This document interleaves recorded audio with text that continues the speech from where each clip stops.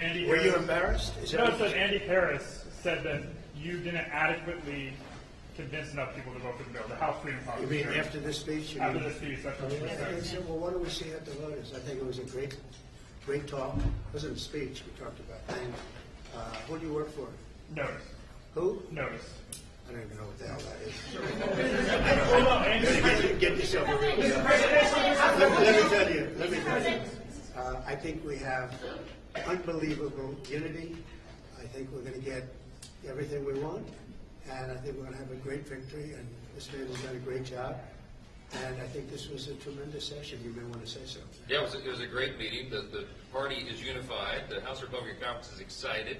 Multiple standing ovations. They love this president. The people back home love what he's doing. It's historic, and everybody understands the scope and the meaning of this. If we do not accomplish this mission, every one of you, all the American people, are going to have the highest tax increase that you've ever had. And among the debt ceiling cliff that's approaching and all the other problems, this is the bill to do it. I think we're going to get it done, Mr. President. The Democrats want to raise your taxes. If this doesn't work, if this doesn't get the numbers that the Republicans want, and I think it does. I think it's all Republican vote.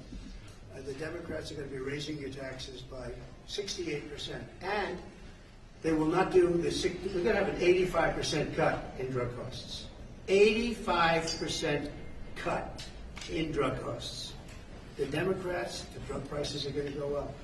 I can't imagine a Democrat not voting for this. I think the Democrats, if they don't vote for it, that means they're voting for an increase in drug prices. Think of that, versus an 80 to an 85, maybe 75, but it could be an 85% cut in drug costs. Okay. Mr. President, we need to reach out to individual members. We need to make a pitch to individual I don't think members. so. No, that's what I did. That's That's really what we did today. I think it was a really great, that was a meeting of love. Let me tell you, that was love in that room. There was no shouting. I think it was a meeting of love. There were a couple of things that we talked about specifically where some people felt a little bit one way or the other, not a big deal. And I covered them. It wasn't so much a speech. I covered certain points. And I think there was, I'd be very surprised. You told him you were losing patience. Are you losing patience? No, I didn't tell him. Who told you I said I'm losing That's what we patience? heard inside the room. You But said you it's a didn't lie. say Wait a you were minute. losing Wait. patience. Who told you that?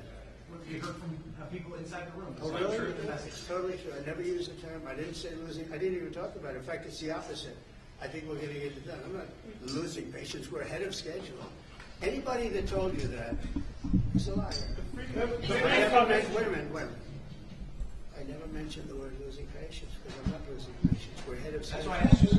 I want to get Well, but why don't you go back to your source and tell them they're liars if the source even exists? If the bill passes the House, Yeah. senators are already talking about making a number of changes. Sure. Always Is have. that okay? Yeah. Or do you want them to swallow Yeah, this bill? in some cases they have things that I like even better. No, it always happens. There'll be some changes. Mr. President. John Thune and Mike have been very closely aligned with this. They've been moving it up together. Apparently you said don't act with Medicaid amounts. You did say in the room.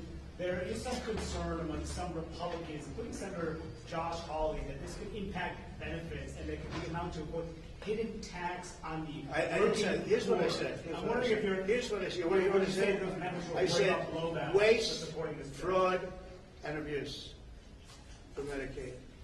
If you find waste or fraud or abuse, we want to strengthen Medicaid. We want to strengthen Medicare. Waste, fraud, and abuse. The Democrats will let illegals be on. They'll destroy it. It will be destroyed. They want to have illegal immigrants be on. And if you do that, because it wasn't designed for that. Waste, fraud, and Can you abuse. guarantee that your voters who supported the election, particularly working class voters, will not lose health insurance under this bill? Oh, they won't lose health insurance. Not only that, remember, I'm cutting drug prices by 85%.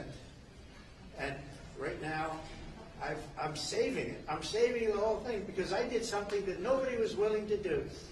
Other countries pay a tiny fraction what we do. And I instituted favored nations. We're now going to pay the lowest in the world. We're going to be the equivalent of the lowest country in the world. People go to London, they go to Canada, they go to other countries, many other countries, because they want to buy their pharmaceutical products, their drugs, at a fraction of the cost. Now we're going to have the lowest cost anywhere in the world, and nobody else would do that but me. And that might be an election by itself, might be election winning. Now, when you add that in, when you put that into Medicaid and Medicare, we've just strengthened Medicare and Medicaid. And the Democrats won't do that. You know why? Because they're taken care of by the drug companies. And the ones that are taken care of are hard line. Some Republicans get money from drug companies, and that's okay, because they're okay with it. I talked about it. The drug companies take care of everybody. It's the biggest lobby, most powerful lobby in the world. There's no lobby like that. But the Republicans are okay with it. Not only okay with it, they love it. It was time. So we're going to cut drug prices from 75 to 85, in some cases even more than that. You know, I was telling the story that, and some of you were at that news conference. I gave a news conference where I was the first one in 18 years to cut drug costs for the year. And they were like a quarter of a point to half a point less. And I was very proud of that. Now I'm cutting them by 80, 85%, because I stopped the scam. This was a scam between the middlemen and the drug companies. This was a giant scam. And by the way, and other countries, because other countries fought for this. This was a giant scam, and we're not going to have it. So remember this. Go back and tell your people, if you'd like to, that the Republican Party is cutting the cost of drugs by as much as 85%, not 8%, not 5%, not 1%, 85%. And you're going to have the lowest drug prices anywhere in the world, because I'm doing favored nations, and it's all done. I signed it, and the Democrats will unsign it, and the drug prices are going to go up. And I think on that issue alone, you can't lose an election. Say that your DOJ is weaponizing with the arrest of a congresswoman, Democratic Oh, congresswoman. give me a break. Did you see her? She was out of control. Did you You know, those days are over. Did The you days tell them of to do woke. that? The days of woke. No, I didn't. The days of woke are over. That woman, I have no idea who she is. That woman was out of control. She was shoving federal agents. She was out of control. The days of that crap are over in this country. We're going to have law and order. Mr. President, thank you very much. You campaigned on lowering the price of groceries. How do you justify cutting food assistance in this bill? Let me just tell you, the cut is going to give everybody much more food, because prices are coming way down. Groceries are down. Eggs. You told me about eggs. You asked me a question about eggs my first week. You said eggs. I said, I just got here. Tell me about eggs. And it was going through the roof. You know that eggs now are way down. Everybody's buying eggs. Groceries down. Energy's down. Gasoline is now they're buying gasoline now for $1.99. If you look back, you'll see $3.50, $4. This country, we're going to lose this country. Our country now is respected all over the world. All over the world we're respected. We were a laughing stock. The entire world we were a laughing stock. I went to the Middle East, and those rulers of those three countries are very powerful people, very big people, very rich people. They respect our country again. China was going to take them over. You know, China was going to they were going to get into if you look, Saudi Arabia, you take a little look what was happening with Qatar, UAE, great people, unbelievable leaders, but they were abandoned by this country. And they're not going to China anymore. They love us, we love them. We're going to take care of them, and they're going to take care of us. We came back with $5.1 trillion. Trillion. Every other president would have come back having spent $5.1 trillion as usual.